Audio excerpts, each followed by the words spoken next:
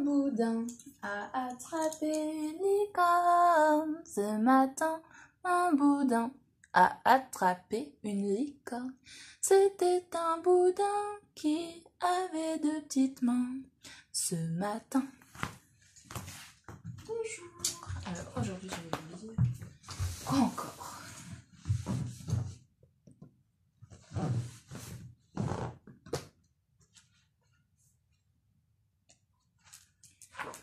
Voici les personnages de cette histoire. 8 petites grenouilles bavardes et remuantes. Joe et Lily Frog, leurs parents, paralysés d'amour pour elles, ne disent jamais rien. Une vieille tortue qui garde les grenouilles en l'absence des parents et tente de leur apprendre un minimum de règles.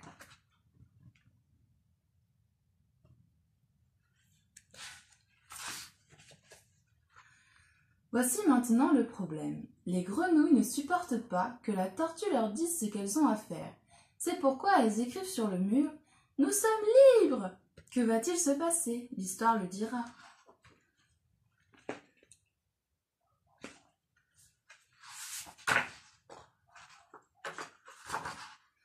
Toute la journée, elles sautent. La première saute très très haut, la deuxième saute très haut, la troisième saute nettement sur la droite, la quatrième saute nettement sur la gauche, la cinquième fait des bonds moyens, la sixième fait de petits bonds, la septième sautille, la huitième ne sait pas sauter.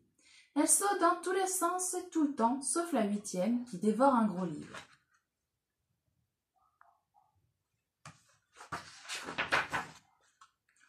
En même temps, elles coassent. La première coasse très très fort, la deuxième coasse fort, la troisième coasse la bouche nettement tirée sur la droite, la quatrième coasse la bouche nettement tirée sur la gauche, la cinquième coasse modérément, la sixième coasse tout bas, la septième chuchote, la huitième n'ouvre pas la bouche.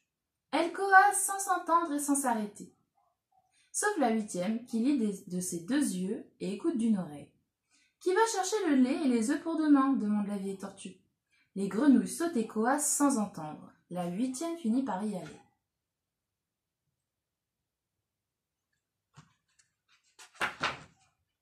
Pendant les repas, les verres sont renversés, les assiettes cassées, la nappe tachée.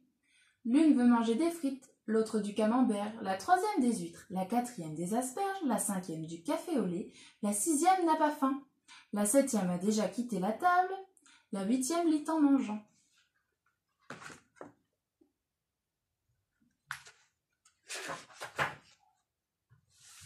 La tortue est en colère. Les parents observent, la huitième se gratte la tête. Pas de doute, il y a un problème. Un jour, elle ferme son livre, grimpe sur un tabouret, posé sur la table et appelle ses sœurs. « Les filles, écoutez-moi, taisez-vous un peu. Nous sommes libres, d'accord, mais nous sautons n'importe comment et nous disons n'importe quoi. Il nous faut un peu plus d'harmonie. Accordons nos violons, mettons-nous au même diapason. » C'est vrai, elle a raison, disent les grenouilles. C'est pourquoi elles écrivent sur le mur.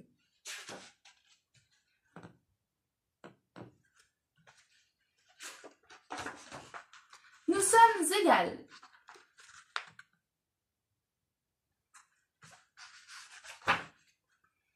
Elles coassent alors tout bas et font de petits bonds sous le regard ahuri de la vieille tortue.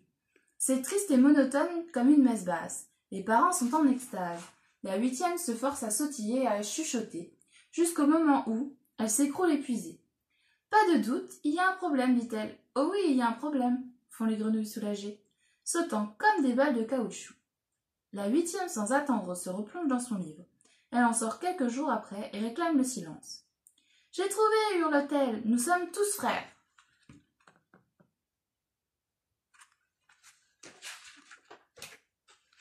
Les grenouilles éclatent de rire. « En es-tu sûre? Ne serions-nous pas plutôt des sœurs ?» demande-t-elle à la huitième qui devient toute rouge.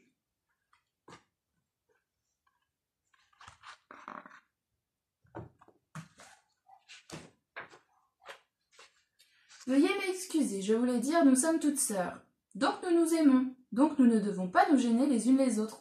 Que nous soyons égales ne veut pas dire que nous soyons pareilles. Cela veut dire que nous devons nous respecter tels que nous sommes. C'est pourtant vrai, disent les grenouilles à l'unisson. C'est pourquoi elles écrivent sur le mur « Nous nous aimons ».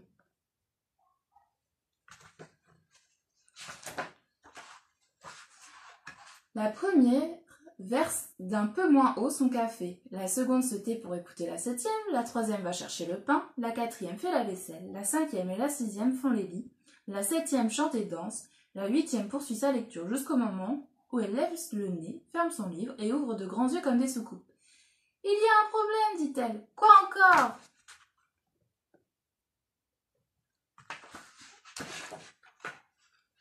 Pourquoi devons-nous nous aimer? Mais c'est vrai ça, elle a raison. Pourquoi devons-nous nous aimer? Cherche dans ton livre. Je n'ai rien trouvé, répond-elle navrée. Les grenouilles désespérées recommencent à sauter n'importe comment, à coasser sur tous les tons. Pourquoi devons-nous nous aimer? Pourquoi devons-nous nous aimer? Pourquoi devons-nous nous aimer? Réfléchissons au lieu de nous agiter, propose la 8e.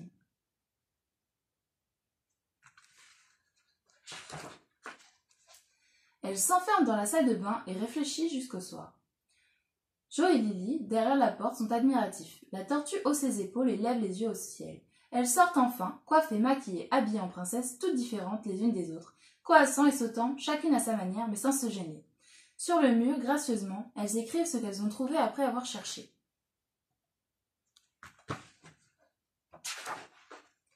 Nous nous aimons parce que nous le voulons. Maintenant, l'histoire est finie et il n'y a plus de problème, ou presque.